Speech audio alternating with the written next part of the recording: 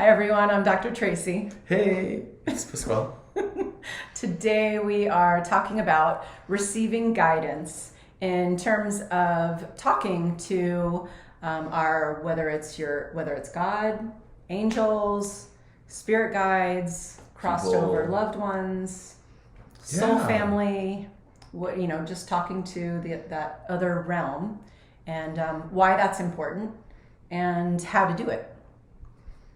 Oh, Do you want to start us out? we're gonna learn how to. She's gonna teach us how to. No, you're going to teach us how to do it. Sure, let's talk about it. I think it's a great topic. I just feel like I want to be on a horse in the Renaissance right now. Oh my God, you're so annoying. He's making fun of my shirt. Because I have these like long sleeves. And crosses everywhere. It's like she is looking for the Holy Grail. Oh my God, I am actually. Aren't we all? And that's what we're talking about, aren't we? Exactly. We're talking about the Holy Grail. Oh my God. Yeah, so I'm gonna just go with guides for this conversation just because I think it's easier to just come up with a term that fits Right. what me, right? Perfect. And guides to me includes angels, and it could include ascended masters, it could include deceased loved ones, elementals, Anyone. spirits. I think it's just, let's just call it guides, right? Okay. Because we're looking for guidance. And I think that it's super important. I think that it's one of the things, if you really think about it, right? If you go back in history even, throughout history, people have always spoken to, whether it be God or the team or, past loved ones. And that's always been a thing. And we've kind of forgotten it, to be honest with you, in our current modern era. Well, one of the most important things that you taught me with this topic is that, if you don't talk to them, they're always with us, but they stand further back. Like, obviously, it's like us now. If somebody doesn't need us, we're going to back off and be a little bit further back. And so, but the more we talk to them and the more we utilize them, they're more active and present in our life. And I thought that was it made so much sense. And it was kind of like one of those light bulb moments for me. And so I just started, talking to them every day. I even say good morning, good night, that kind of stuff.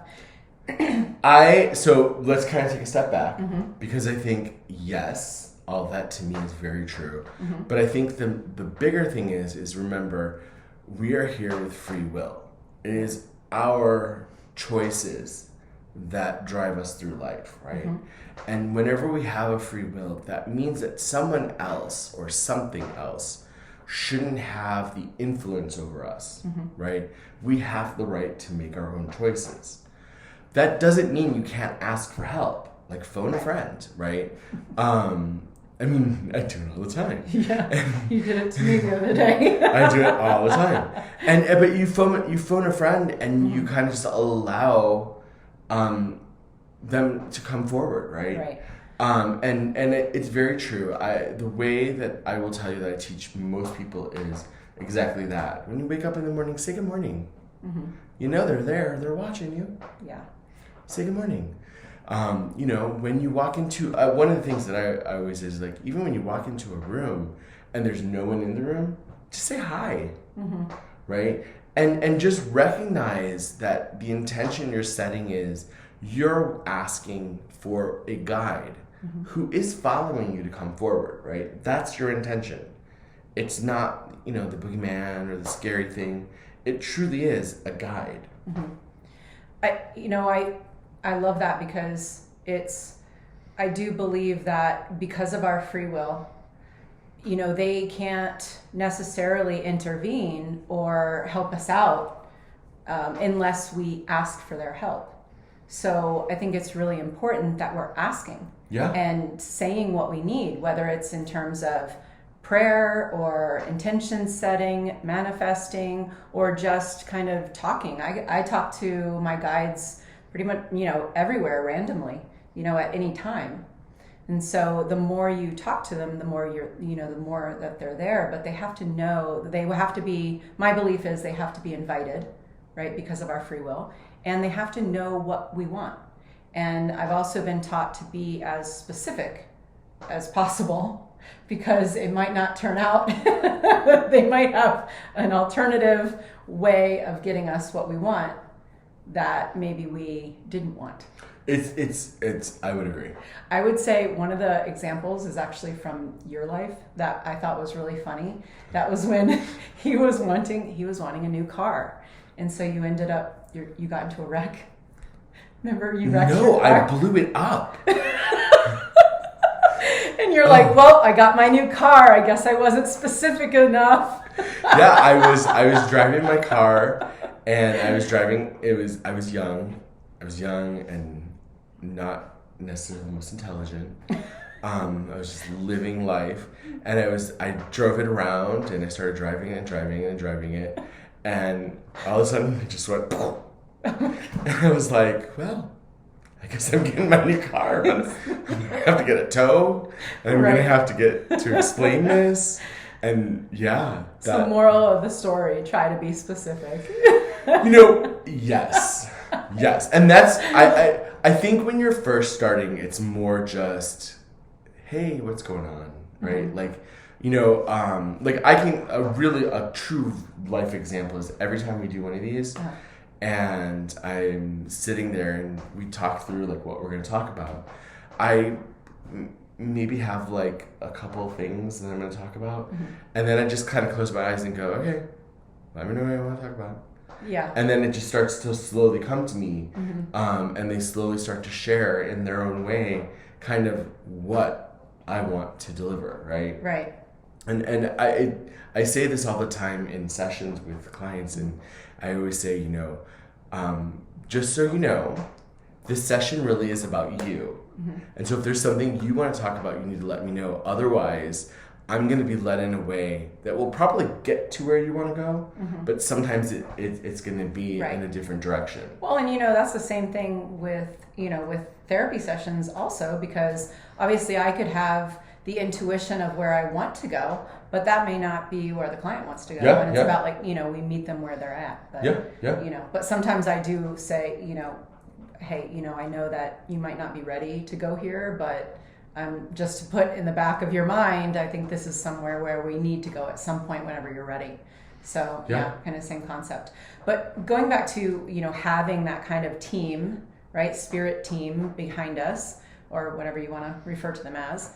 But, I think about from a psychological perspective, how inspiring, how empowering that would be to, if you have that belief and you wake up in the morning and you're like, good morning, guys. Let's make this a good day, or we're gonna have a great day today. And you visualize this team behind you supporting you, and that is completely empowering. So even from that psychological perspective, we're already starting out on such a great note, and we're setting a really good intention. Exactly. And that's another thing too. We call it, prayer, intentions, manifesting, whatever it is, but it's also, it just psychologically, it's our goal setting. It's setting short-term and long-term goals. We're stating what we want. Mm-hmm. So not only from an energy perspective is that important, but just from a psychological perspective,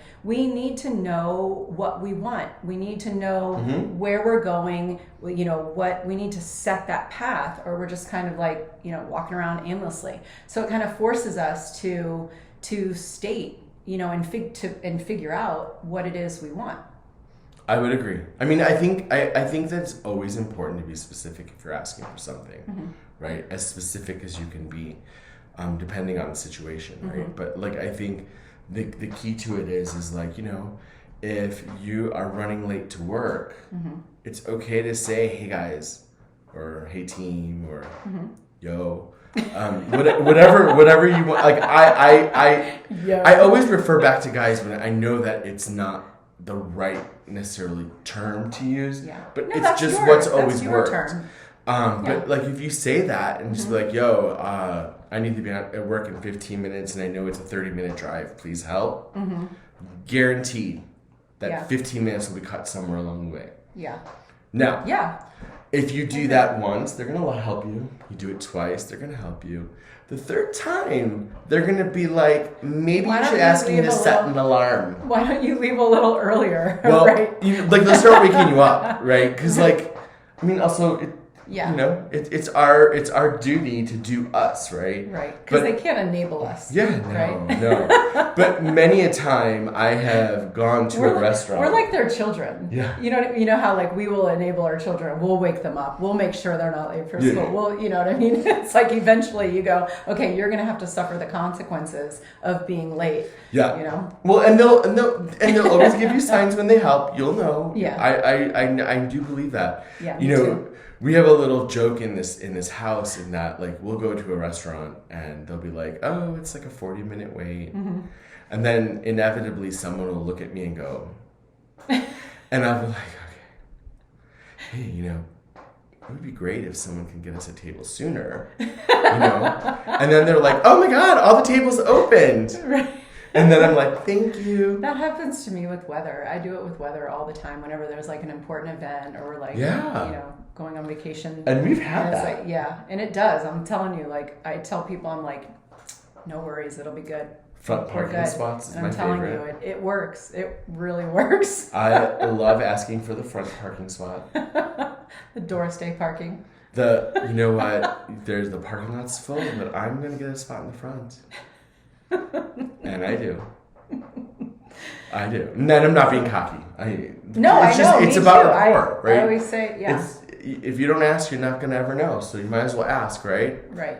But I think it's important to build a connection with your team.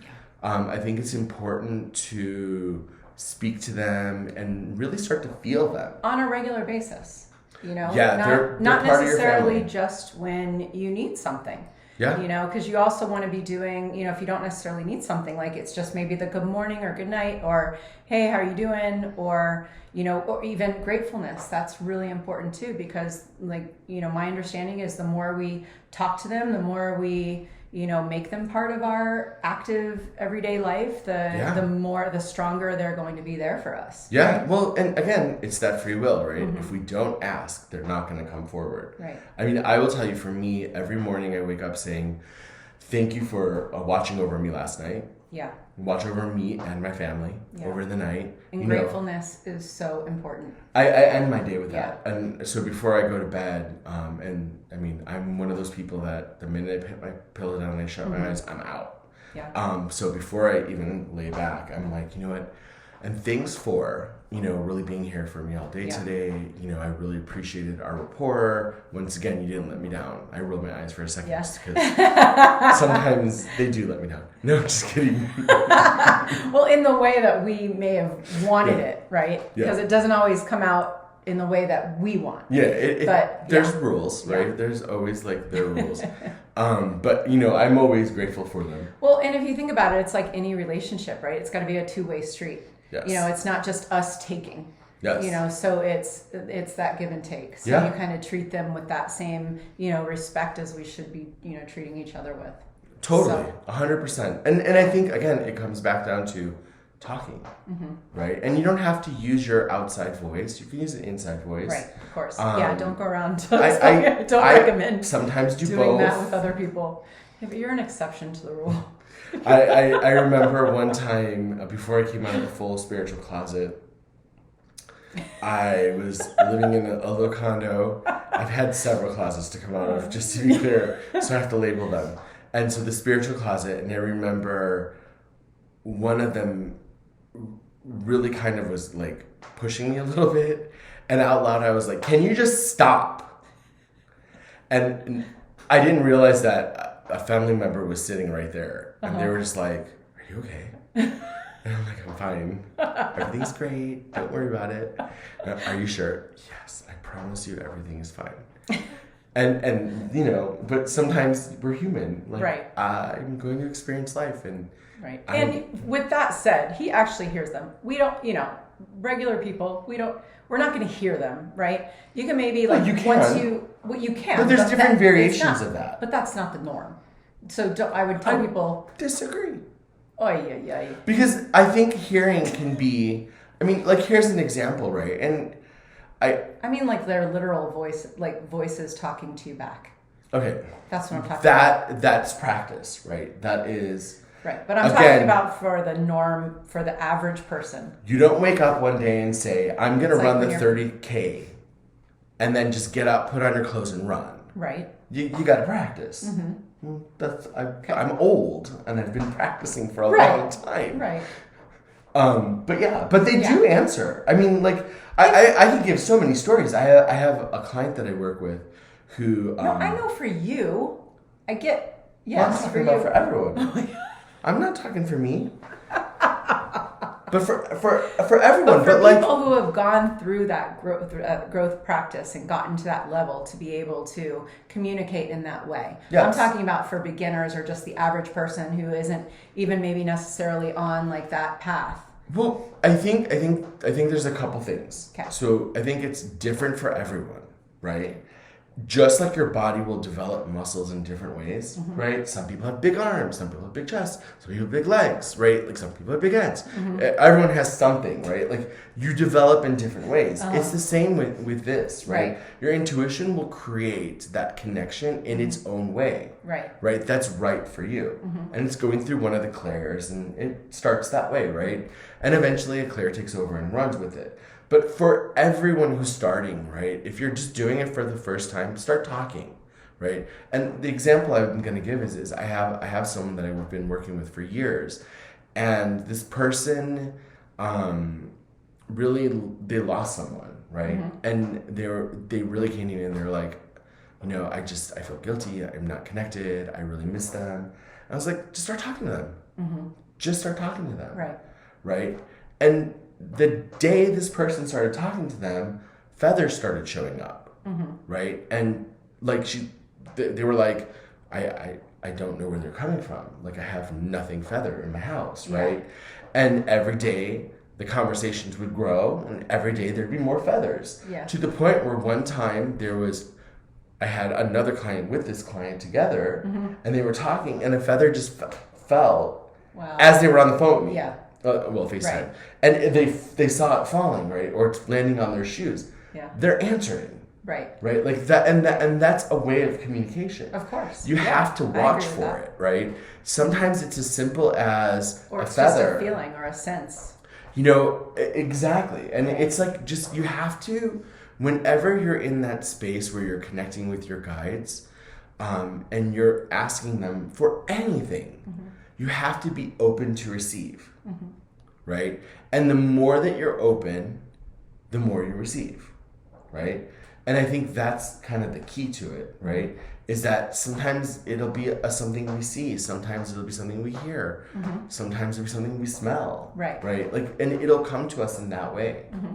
But the number one thing that I always recommend is whenever you're talking to them, take a minute and just ask them to come close to you, right? And when you do that, I want you to just kind of feel through your body.